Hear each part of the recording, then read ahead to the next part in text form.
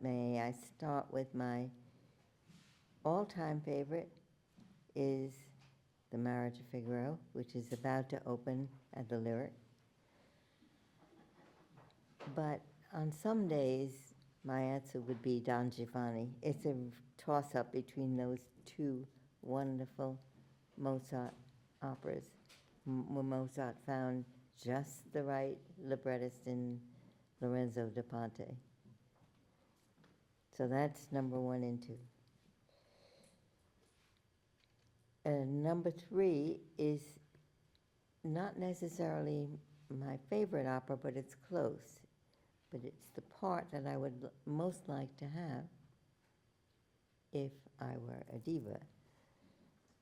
And that part is the Marschallin in The Rosenkavalier, in Richard Strauss's Rosenkavalier.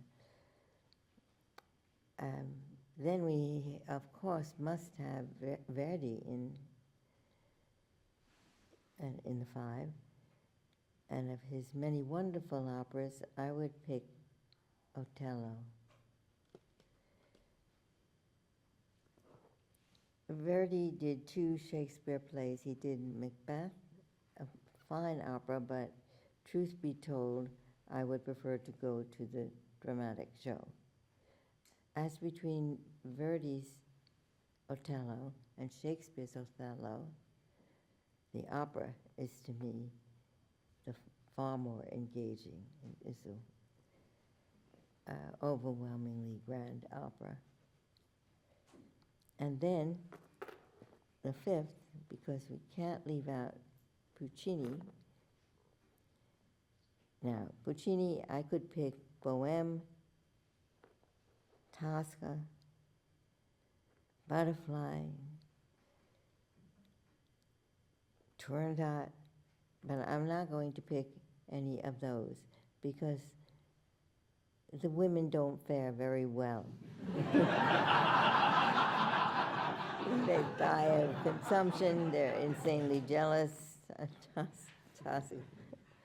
Little Lou gets tortured to death in Turandot. So, and Butterfly, poor Butterfly.